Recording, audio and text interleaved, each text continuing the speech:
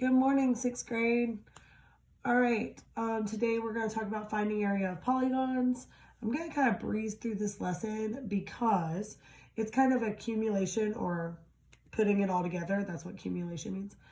Of 7, 1, 2, and 3. So you've already found area of polygons, and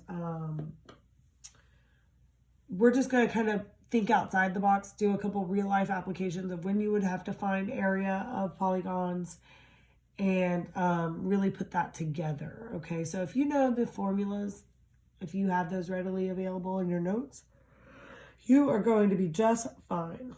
Okay, so I'm going to start with example 2 in lesson 7-4. It's on page 407. Example 1 is very similar to what we were doing yesterday. You're just finding multiple areas and adding them together. You might have more than shape A and shape B. You might have shape C too, you just keep going. Break it down how you need to break it down. Okay, so for this one, it says the Robinsons are planning to resurface the path that surrounds their garden as shown. So we've got the garden in the middle, okay? And then we've got this part on the outside, which is their path. So the shaded area is the path. So that's the area that we need to find because they're not going to pave over their garden, right? Okay, but that's in the middle of this shape that we would be finding area of. So we have a little bit of a snafu here. We have a problem. We can't just find the area of this quadrilateral out here. We have to think about the fact that the garden is in the middle. We don't need that space. Pavers are not cheap, so people don't want to buy extra that they don't need. So here's the measurements of the garden. The path is out here. So does anybody have any ideas as to how we could find the area of the path?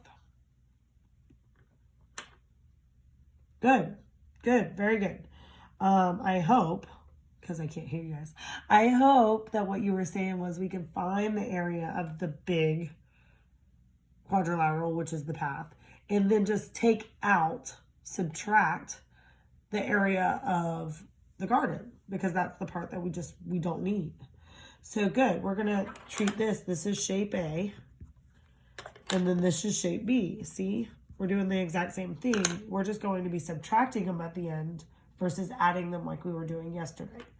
So shape A, all right, area for a quadrilateral is base times height.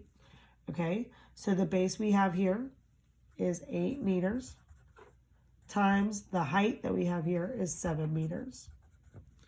8 times 7, good, 56. That reflex is really helping you guys. Meters times meters is meters squared. All right, very good. So we found shape A. That's what the total area is, all of it, including the garden right now, because we took all of this area inside of here.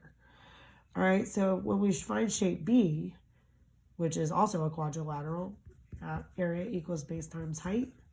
The base of the garden is 4 meters. And the height of the garden is 3 meters. So 4 times 3, 12 meters times meters, meters squared. Very good. So now what we were saying is we don't need to pave this part. So we're going to take this and subtract this part. Okay, we don't want the garden. All right, so 56 minus the 12. We only need what? 44? Did I do that right? If you're calling me out, I can't hear you. Okay, good. 44 meters squared is the area that it's going to take to pave your path. So it's as easy as that, okay? So let's look at another example. Maybe it's not so squared off. Maybe it's a little tilted. In the try it at the bottom of page 407, it has it on a graph paper, which I don't have. So I'm going to count the squares and explain to you where I'm getting my numbers, okay? I should have grabbed some graph paper from school. Probably will go do that later. Okay. So they have this shape, and then they have an interior shape just like it, okay? Just like the one that we were just doing, except for they're tilted. So what is that called? If you have a tilted quadrilateral. Good. Parallelogram. Very good. Okay. So it says find the area of the shaded region, and it has this part shaded. So we're going to take out that part that's not shaded. We don't need that part, right? So we're going to do the same thing we did last time. We're going to have shape A and shape B. And we're going to take away the part that we don't need. The only bad part is they didn't give us any measurements. So if you look at page 407, you have to look at the graph to kind of count the squares. Okay, so along the bottom here is what I'm counting on the book right now. It goes from 4 to 9, so that's 5. So this should be 5 units. We don't know what kind of units they are. It just says square units. Okay, so 5 units. The height, I'm looking for the actual height, right? We can't do this with this tilted mess. So you need to find the actual height. So find from the bottom of this point to the top right here. So you're just going to count straight up the squares. And I got 4 units. I don't know about you.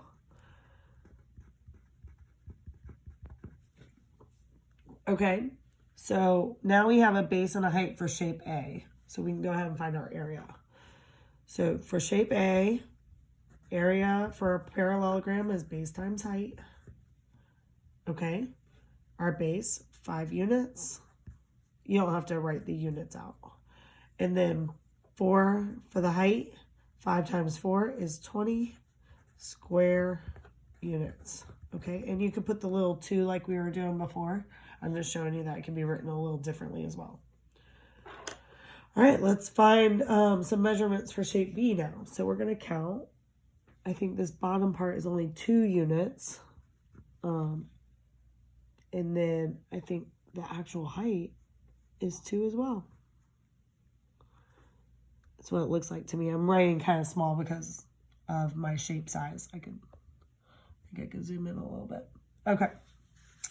So for shape B, area equals base times height. Very good because it's a parallelogram. Okay. The base, 2 units. The height, 2 units. Very easy. So we have 4 square units. All right, so what is the area of the shaded part? Very good. I'm going to take the 20 square units and subtract, okay? Subtract the 4 units that we don't want because it's not shaded. Okay, so 20 minus 4 is going to be 16 square units. All right, and that is your answer. Very good. So it's just kind of like the opposite of what we were doing yesterday. I'm going to zoom back out. Okay. In example 3, I don't know if I'm going to do, let me see if they do give me measurements. So let's go ahead and do example 3 together and then we can be done. Notice that I am not using graph paper. So if you're not either, there is no reason that your shapes can't be neat. You just got to take your time. So this shape looks like, looks like a corner has been cut out of it. Looks like that. All right, looks like the corner has been chopped right off. All right, so they're telling us to find the area of this very irregular polygon, right? So what we would need to do is break it up into shapes that we recognize.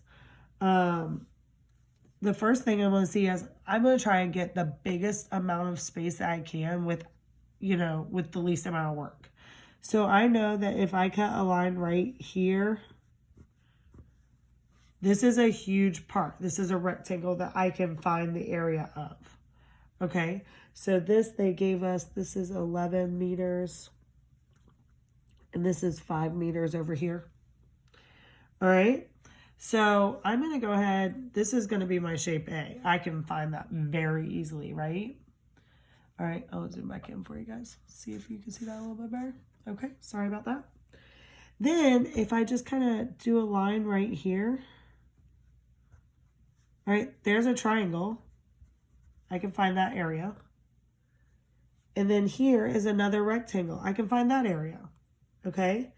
Now, one thing that I've noticed that you guys have been getting a little bit confused on is when you have two different shapes like this, if they give you a measurement that's for the whole line, they're expecting you to make sense of that and use the other information that you know to change that. But on this one, they gave us 2. So they put 6 meters here and they put 5 meters here. So they broke it up for us. Notice that 6 and 5 together equal the 11. So they're the same length here. Okay, if they didn't give us this 5 right here and they only give us the 6, we know that that full line is not 6 meters because it's the same line as this. So it would be up to us to figure out that this little line right here is 5 meters. All right, you have to like process it. You have to make sense of it. They didn't give us this length right here, but what is it? 6 meters, very good, because it is a rectangle and the opposite sides are equal, right? All right, so that's the kind of information that you kind of have to figure out on your own. They did give us this little side in here though, and I can't fit it, so I'm drawing an arrow. That is 4 meters. Okay, so I think we have all the information that we need. We just need to find 3 different areas, okay? The other thing I've seen people do, and this, you know, because we're finding A, B, and C, I've seen people, and you may have thought about this, I've seen people kind of connect this and find the whole area of the shape and then subtract that little piece.